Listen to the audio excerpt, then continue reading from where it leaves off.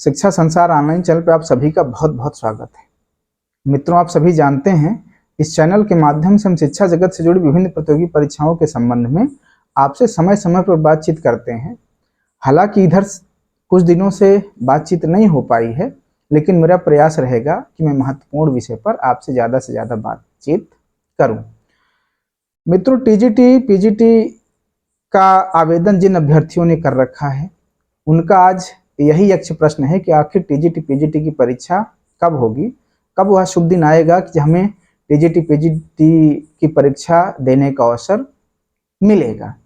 तो आज इसी विषय पर हम केंद्रित होकर पूरे विश्लेषण के साथ विस्तार पूर्वक समझेंगे कि आखिर आयोग के द्वारा टीजीटी पीजीटी की परीक्षा कब कराई जा सकती है। यही आज के हमारे बातचीत का टॉपिक है। मित्रों, सबसे पहले तो आपको बताते चलें कि 4163 पदों के लिए आयोग के द्वारा, माध्यमिक चयन बोर्ड के द्वारा अगस्त 2022 तक आवेदन की प्रक्रिया पूरी की जा चुकी है और इसमें लगभग 13 लाख अभ्यर्थियों ने इस परीक्षा के लिए टीजीटी पीजीटी के लिए आवेदन किए हैं, फॉर्म भरे हैं। तो टीजीटी पीजीटी की जो परीक्षा देने वालों की संख्या है वो बहुत व्यापक है और सभी लोग जो है इस समय चाह रहे हैं कि टीजीटी पीजीटी की डेट घोषित हो या कब परीक्षा होगी। ये सब के मन में यह प्रश्न बना हुआ है। कुछ लोग तो प्रश्न भी पूछ रहे हैं कि क्या अक्टूबर में या नवंबर में परीक्षा हो पाना संभव है। तो जहां तक मेरा अनुमान है, अक्टूबर और नवंबर में परीक्षा हो पाना बिल्कुल भी संभव नहीं है।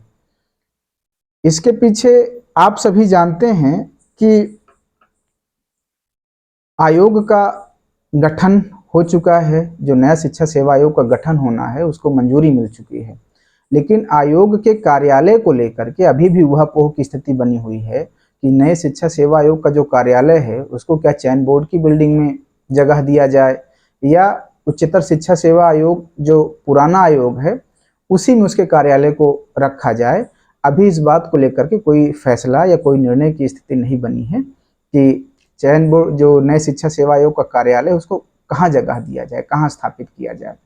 दूसरी बात ये कि आप जानते हैं कि नए शिक्षा सेवा आयोग के सुचारू रूप से कार्य करने के लिए एक अध्यक्ष और 12 सदस्य एवं सचिव आदि की जरूरत है। अभी अध्यक्ष का नाम डिसाइड नहीं हुआ, सदस्य का नाम डिसाइड नहीं हुआ और सचिव आदि का नाम भी निर्धारित नहीं हो पाया है। तो ऐसी स्थिति में ये अनुमान लगाना कि क्या अक्टूबर नवंबर में परीक्षा हो पाएगी, यह बहुत जल्दबाजी मुझे लग रही है। एक तीसरा सबसे महत्वपूर्ण कारण जो हम आपसे चर्चा करेंगे वो ये है कि जो पुराना आयोग था, तो पुराने आयोग की एक धारा नए आयोग में नहीं जोड़ी गई और उस धारा के अंतर्गत जो शक्ति आयोग के पास थी प्रधानाचार्यों और अध्यापकों को लेकर, वह शक्ति, वह पावर सीधे सीधे मैनेजरों के हाथों में चली गई है। पहले क्या था कि अध्यापकों और प्रधानाचार्यों पर कार्रवाई करने के लिए मैनेजर के द्वारा पहले चयन बोर्ड से अनुमति ली जाती थी, लेकिन चूंकि वह पुराने आयोग की धारा नए आयोग में न जोड़े जाने की वजह से अब मैनेजर अध्यापकों और प्रधानाचार्यों पर कार्रवाई करने के लिए स्वतंत्र हो जाएंगे। इस बात को लेकर के विवाद की स्थिति खड़ी हो गई है। हालांकि सरकार जल्दी ही इस विवाद को सुलझा लेगी, वह सरकार का मामला है, लेकिन इन सब वजहों से भी परीक्षा हो पाने में थोड़ा सा देरी की गुंजाइश है कि परीक्षा संभव है कि कुछ देर में हो। मित्रों, इसके अलावा आपको बता दें कि आयोग के गठन के पश्चात वेबसाइट का निर्माण करना, परीक्षा एजेंसी का चुनाव करना, पेपर छपवाना, सेंटर का निर्धारण करना, ये सारे कार्य एक महीने में संभव नहीं है। इन सारे कार्यों में समय लगता है। इसलिए मेरा जो अनुमान है, जहाँ तक मेरी समझ है, परीक्षा नए साल में जनवरी या फरवरी में होनी चाहिए। जहाँ तक संभव है नए साल में ही परीक्षा हो पाएगी, जनवरी या फरवरी में। हालांकि अगर सरकार बहुत जल्दबाजी करे तो दिसंबर आदि में भी परीक्षा संपन्न करवा सकती है, लेकिन ये सारी प्रक्रिया उसको बहुत तेजी के साथ जो है ये सारी प्रक्रिया संपन्न करनी पड़ेगी। तो मित्रों, ये कुछ जेन्युइन कारण हैं जिनकी वजह से परीक्षा अक्टूबर नवंबर में तो कोई गुंजाइश है ही नहीं, नए साल में ही संभव हो पाना चाहिए कि बहुत संभव है कि नए साल में परीक्षा आपकी हो पाए।